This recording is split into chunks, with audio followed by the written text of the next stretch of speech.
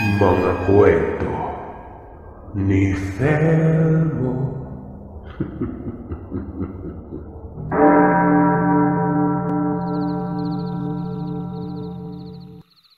Mapagpalang araw sa inyo, Sir Seth. Ako si Lazarus, isang tagapangalaga at tagabantay ng kalikasan sa panahong kasalukuyan. Gusto ko ding magpadala ng kwento ko tungkol sa mga tinatawag ninyong aswang. Kaya ako naisipang magpadala ng kwento. Gawa ng natuwa ako at dahil na rin sa kahilingan ng isang tao na pinagkakatiwalaan ko. Mula laman hanggang buto. Gusto ko rin magpasalamat sa inyo sa mga suportang binigyan nyo sa amin. At bago ako magsimula ay gusto ko lang ipaalam sa inyo na meron akong permiso galing sa nakakabata kong kapatid na si Samira na ibahagi ang kwentong ito. Katulad ng karamihan, wala akong gustong saktan na tao o di kaya siraan na lugar. Simulan na natin ang kwento. Ang ikikwento ko ay noong mga panahong bata-bata pa ako. Sa angkan na kinalakihan ko, meron kaming kaaway na mga angkan. Siya nga pala, Sir Seth. Bago ko simulan lahat ng kwentong ito, ang angkan po namin ay merong lahing aswang. Ang pamilya ko noong una, nahiya pang sabihin kung anong uri kami pero simula nang may makilala kami mga tao na tinuring kaming kaibigan at pamilya, nagkaroon ako ng lakas ng loob na sabihin kung ano ang tunay kong pagkatao. Pero ang tatay ko talaga ang pinakamagaling makisama sa ibang tao. Napakarami nito mga kaibigan. Mapakalahi man namin o mga normal man na tao. Ang pangalan ng aking ama, Nicolas. At simula nang mabuhay ako sa mundong ito, hindi kami pinakain ng ama ko ng hilaw na karne ng tao. Hindi kami kumakain ng laman ng tao dahil labag ito sa mga pangaral at batas ng unang tinuro pa sa aking ama ng aking lolo. Pero kahit anong kabaitan talaga ng kahit na anong nilalang, meron talagang maiinggit sa iyo at gagawan ka na masama. Ang pamilya namin ay merong matagal ng kaaway na angkan. Ang kwento sa akin ng tatay ko ay mga ninuno pa namin magkakaaway na mga ito. Dahil ang angka na sinasabi ko ay hayok sa laman ng tao at walang sinisino-sino basta magutom ay kakainin. Kahit pamilya o kaibigan man. Taliwas nga ito sa angka namin dahil ang mga ninuno namin ay hayop lamang talaga ang kinakain at nagsilbing tagaprotekta ng mga taong napapadayo sa lugar namin para balaan ng mga ito para umalis. Maraming beses na rin na may dumaloy na dugo sa lupa ng mga panahong hindi mapigilan ng dalawang angkan ang mga galit sa isa't isa. Pero lumipas ang panahon at nang yung ama ko na ang bagong supremo ng aming pamilya, ay nagawa nitong mapatigil ang kaguluhan at ang katunayan niyan ay gumawa pa mga ito ng mga dugong kasulatan na hindi na ito gagalaw ng mga inosenteng mga tao at mga hayop na lamang ang pwede nilang kainin. Pumayag naman ang kabilang angkan at doon na nagkaroon ng pansamantalang katahimikan. Pero yun pala ang magiging bangungot sa pamilya namin. Isang gabi, nagkaroon ng konting salo-salo ang dalawang angkan dahil araw ito ng kapistahan. Bilog pa ang buwan. Kaya nagdiwang ang bawat isa pero katulad ng nasabi ko, hindi kami pinapakain ng hilaw na mga magulang namin. Habang nasa kalagitnaan ng kasiyahan ay narinig kong nakikipag-usap ang aking ama sa bagong supremo na si Rigor at kapatid nitong si Piring ng angkan na yon. Nang marinig kong nagsalita ang supremong si Rigor ng "Kumain lang kayo ng kumain. Magpakabusog kayo. Madami pa tayong karne." Dito ay nagsigawan ng mga kamag-anak nito. Nagwika ang aking ama ng, "Pare, bakit hindi subukang turuan sila na pausukan ng mga karne? Masarap din naman." Narinig kong pinagtawanan na magkapatid ang ama ko. Nagwika si Piring ng, "Pare, nasubukan na namin yan pero walang may gusto. Mapait masyado." Nagwika naman si Rigor, "Huwag kang mag-alala.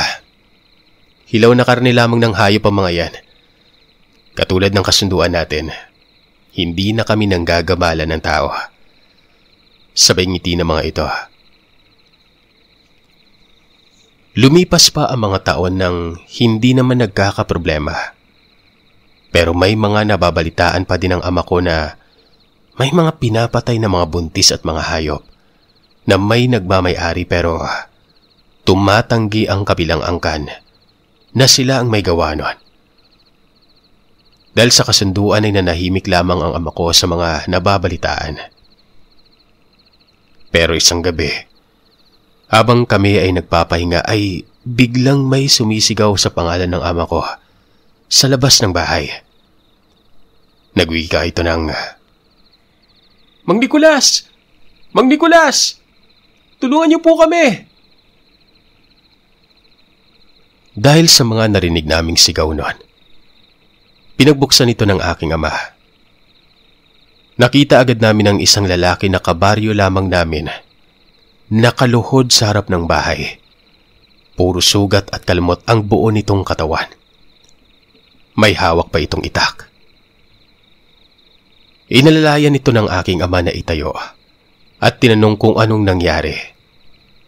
Nagsalita naman ng lalaki na ito ng, "Yung asawa ko po, yung dinadala nitong sanggol, pinatay ng isang aswang." Dahil sa mga narinig ng ama ko, nakita ko agad na lang na biglang namula ang mga mata nito. Sinabihan ako ng anak, "Dito ka lang. Bantayan mo ang ina mo at ang kapatid mo na nasa sinapupunan ng tiyan ng nanay ko noon."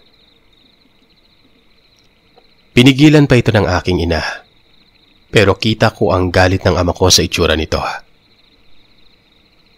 Nang makita kong makaalis na ang mga ito, pumasok na kami ng aking ina pero dahil sa nag-aalala ang nanay ko, sinabihan ako nito na sundan ko ang aking ama. "Hindi, Nay. Baka mapagalitan ako ni tatay. Ngayon ko lang nakitang ganun ang ugali niya eh." "Anak, mapagmahal talagang ama mo sa mga tao. Ayaw niyang may nakikitang nasasaktan." Tinulak ako palabas ng bahay ng nanay ko at sinabihang bilisan at bantayan ng aking ama. Dahil sa mga narinig ko ay napilitan akong sundan si tatay noon. Mabilis akong nakapunta kung nasaan ang mga ito. Nakita ko sa hindi kalayuan na umiiyak ang isang lalaki. Hawak nito ang mag-ina nitong wala ng buhay. Dahil sa iisang angkan lang naman ang may gawa ng ganon, sinabihan ni tatay ang lalaki na sumunod at pupuntahan nila ang may gawa ng pagkawala ng mag-ina niya. Dahan-dahan akong sumunod sa kanila at tama ang hinala ko na doon sila pupunta sa kabilang sityo kung saan makikita ang angkan nila Rigor.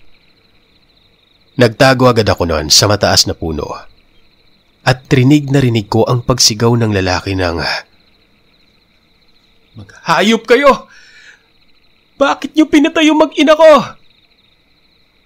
At dahil nga sa ingay ng lalaki ay nagsilabasan ang mga nakatira doon. Kasama na si Rigor at Piring.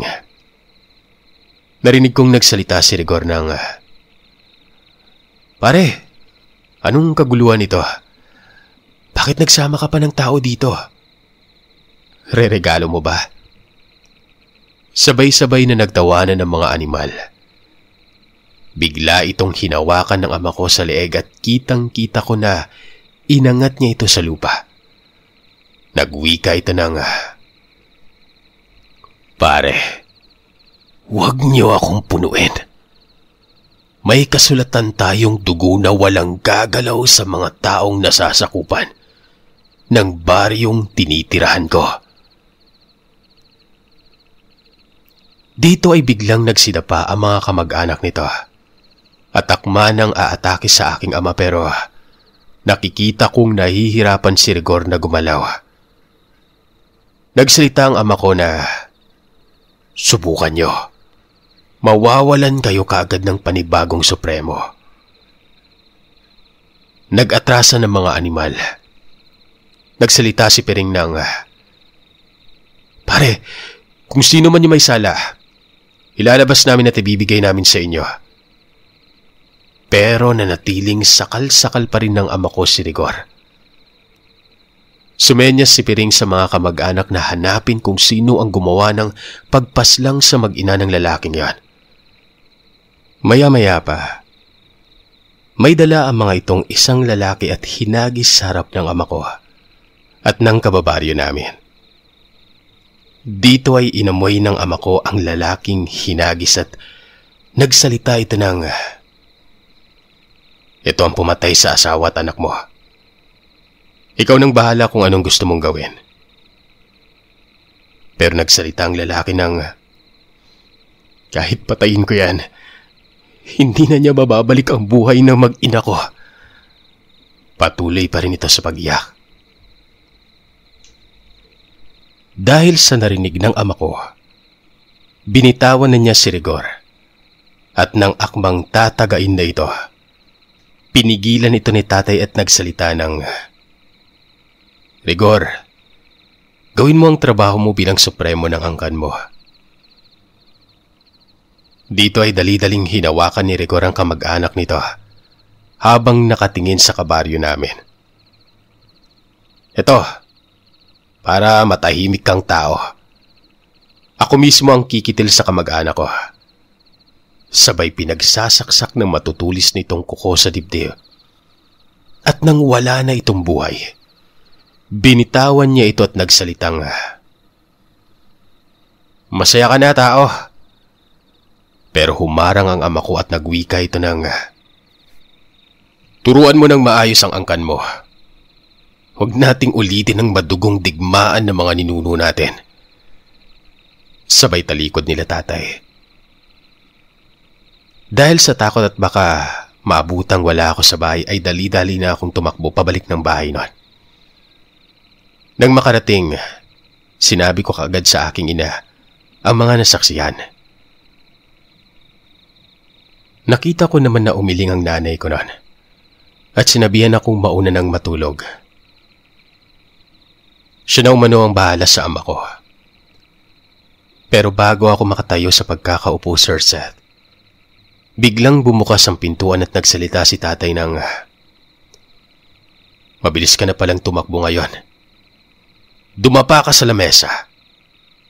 Titingnan ko kung gaano ka na din kabilis umilag." Dahil sa narinig ko, agad akong nagtago sa nanay ko, pero mabilis akong nahawakan ni tatay at idinapa sa lamesa noon. Mabilis na pinagpapalo ng lati ko habang nagwiwika ito ng, "Di ba sabi ko sa'yo, huwag mong iiwan ang nanay mo at ang kapatid mo? Alam mo bang masyadong delikadong maiwan mag-isa ang nanay mo?" Wala na akong nagawa kundi umiyak na lamang dahil sa sakit na nararamdaman ko. Maya-maya ay tumigil din ito. Ginamot ang mga latay sa likuran ko. Habang pinapahira ng gamot ang likod ko, nagwika ito ng, "Anak, sa susunod, huwag mong iiwan ang nanay mo, maski ang magiging kapatid mo. Ayaw kong mapahamak kayo. Yan yung lagi niyong tandaan, ha? Nakita mo ba yung kababayo natin? Nakita mo yung hinagpis niya nang mawala yung asawa at anak niya. Ganun din yung mararamdaman ko pag may nangyaring hindi maganda, kahit na sino sa inyo." Tumango naman ako at niyakap ko ang aking ama at humingi ng kapatawaran. At dahil sa mga nangyari ay natahimik ang kabilang angkan. wala na rin kaming nababalitang namamatay o nawawalang mga hayop nun. Nakinatuwa naman ang aking ama. Lumipas pa ang mga buwan. Dumating ang gabing isisilang na ng aking ina ang kapatid ko. At sa kabutihan ng may likas sa lahat, sinilang ito ng maayos. Pero sa kabilang parte, sa kasamaang palad ay namatay ang aking ina sa panganganak sa bunso kong kapatid. At ang nanay ko mismo ang nagpangalan dito bago ito mawalan ng buhay. Samira. Yan ang pangalan ng kapatid ko. Habang lumalaki si Samira, nakikita naming malapitin ito sa mga normal na tao. At kaya nitong sabihin na lahi kami ng aswang nang hindi nahihiya. Hindi katulad ko, kinatago ko dahil yung ibang tao mapangusga. Lagi kaming inaapi sa paaralan pero lagi naman kaming sinabihan ng ama namin na kahit anong mangyari, wag na wag mananakit ng tao. Dahil pantay-pantay tayong ginawa ng Panginoon na may likas sa lahat. Dahil sa mga pangaral ng aking ama, mas lalong naging palakaibigan ang kapatid ko. Kahit alam niyang masasakit na salita na ang sinasabi sa kanya ng ibang tao. Pero syempre dahil kuya ko, pinagtatanggol ko yung kapatid ko na yon. Pero hindi ako nananakit. Tamang tinatakot lang. Isang araw, hinatid ng ninong piring niya si Samira na umiiyak. Tinanong agad namin ito kung ano ang nangyari. Nagsabi naman ito ng, "Pare, nakita ko tong inaanak ko. Inaapi ng ibang kabataan dyan." Tinanong naman namin si Samira kung inaway nga ba siya at tumango naman ito. Dahil sa mga narinig namin ay nagpasalamat kami kay Piring. Pero wala talaga akong tiwala dito sa lalaking to. Dahil siya lang din mismo yung nagrekomenda sa sarili niya na magnininong ito sa kapatid ko. Tinanggap lamang ito ng ama ko dahil siguro nahihiya lamang kaya hindi na nakatanggi. Pinatuloy ito ng ama ko. Niyaya pa nitong mag-inom pero nang dalawa na lamang kami ni Samira. Tinanong ko ito kung ano ba talaga ang nangyari at nagkwento naman ito. Totoong inaasar nga siya ng mga kalaro niyang aswang naman umano yung pamilya niya. Pero sumasagot naman ito ng mababait naman kami at hindi nananakit ng tao. Nang bigla na lamang umanong napadaan si Piring at hinawakan ng mga kalaro niya at sinabihan ng, "Gusto niyo kainin ko kayo?" Habang pinangdidilatan ang mga ito ng mga mata. Dahil doon ay sinabihan niya ang ninong niya ng, "Ninong, huwag niyong saktan yung mga kalaro ko." Pero parang hindi ito naririnig at hawak pa din ang mga kalaro niya. Dahil doon ay napaiyak na si Samira. Dahil sa mga narinig ko, naisip kong sabihin kay tatay ang mga nasabi ng kapatid ko. Nang matapos ang inuman at tumalis na si Piring, ay sinabi ko agad ito sa ama ko pero tumingin lamang ito sa kalangitan. Nagwika ito ng, "Alam ko anak, nakita ko at narinig ko ang mga pang-aasar sa kapatid mo. Kaya anak tandaan mo, wag na wag kang mananakit ng kapwa mo. Nandito lamang ako magbabantay sa inyo." Tumango na lamang ako. Niligpit ang mga kalat. Kinabukasan, nabalitaan na lamang namin na isa sa mga kalaro ni Samira ay nawawala noon. Lumipas sa mga araw na hindi ito nakita. Napagbintangan pa kami pero nagsawalang kibo na lamang ang ama ko. At paghihinala kung sino ang may kagagawan. At dahil sa nangyari ay medyo bumalik na naman sa pangit na samahan ang angkan nila Piring at angkan namin. Na hindi naman lingid sa kaalaman ni Samira na ganung uri ng mga aswang ang ninong niya. Lumipas pa mga taon, nagdalaga na ang kapatid ko. Gumanda lalo si Samira. Maraming naniligaw kahit alam kong anong lahi kami. Ang problema, hanggang salita lamang ang mga ito. Walang gawa. Maski sa bukana ng sityo namin ay hindi man lamang mahatid yung kapatid ko. Dagdagan pa, Sir Seth, na laging may nakabantay sa kanya na kapatid at mga pinsan. Siyempre, kuya duty yun, Sir Seth. Kailangan kong alagaan yung kapatid ko. Yan ang bilin ng ama ko sa akin. Nang tumungtong sa kolehiyo kaming magkapatid ay napatigil ako para tulungan si tatay na magtrabaho para mapagtapos si Samira sa pag-aaral, pero na sideline na rin ito sa karinderya. Nung una, ayaw pa ng ama ko pero sa huli ay pumayag rin ito. Nagtatrabaho ako sa palengke bilang kargador. Kuminsan ay tagabantay ng tindahan. Kinakaya naman namin ang gastos at pag-aaral kay Samira. Pero hindi yung pagkain namin. Dumating ang tagutom sa amin dahil sa hayop lamang ang kinakain ng angka namin, ay paunti-unti na ang nakukuha naming makakain sa kabundukan kung nasaan kami. Isang gabi, umalis kami ng aking ama para maghanap ng hayop sa bundok. Nagwika naman itong si Samira ng, "Tay, sasama ako para marami tayong maiuwi." Pero tumanggi yung tatay ko at pinanatili lamang ito sa bahay.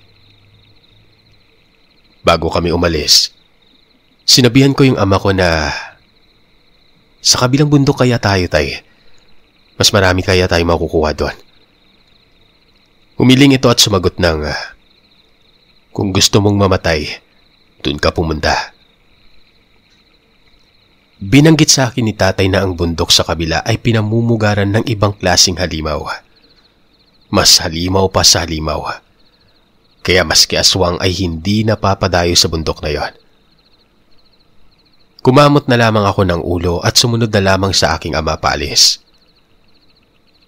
Pagdating namin sa bahay, naabutan namin si Samira na puro sugat sa katawan at puro kalmot.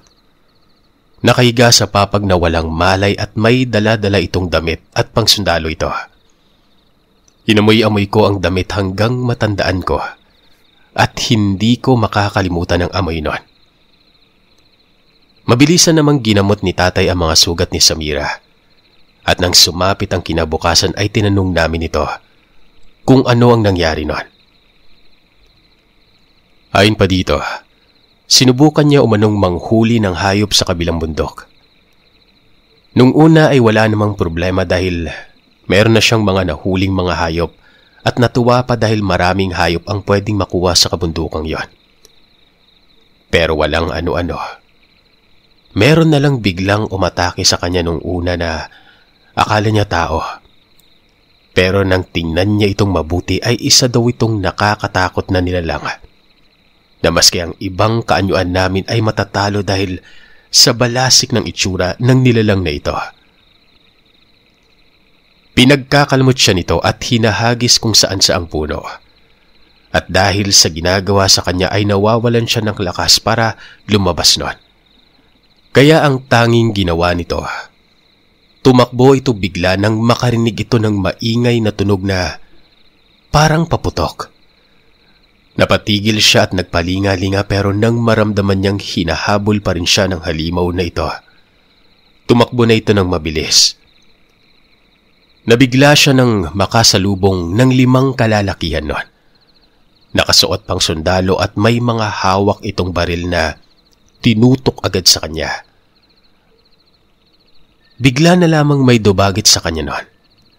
Lumilipad na nilalang. Pagkway, hinagis siya nito sa puno at dito na niya narinig ang mga putok ng baril. Nagpanggap siyang walang malay nang maramdaman niyang magsalita ang isa sa mga yon.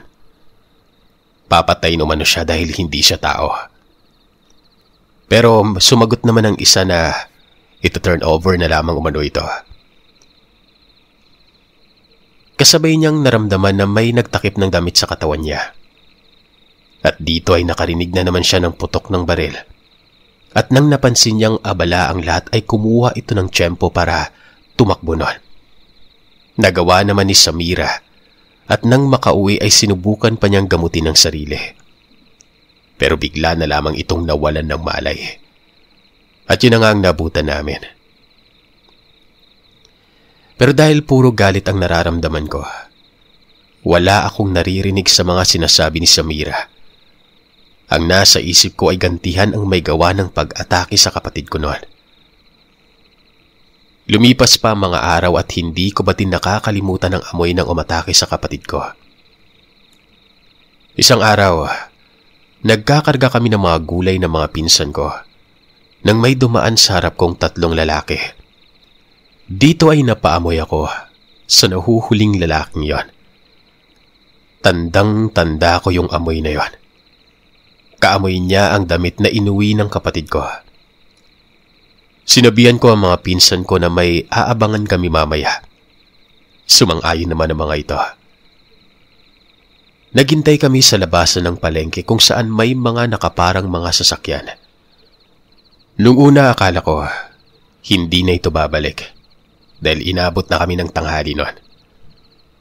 Nagugutom na rin itong mga pinsan ko, pero sabi ko ay maghintay pa kami ng konti. Hanggang sa maya-maya pa ay may natanaw kaming 3 lalaki at parang may mga kinuha sa mga maliliit na dala nilang bag.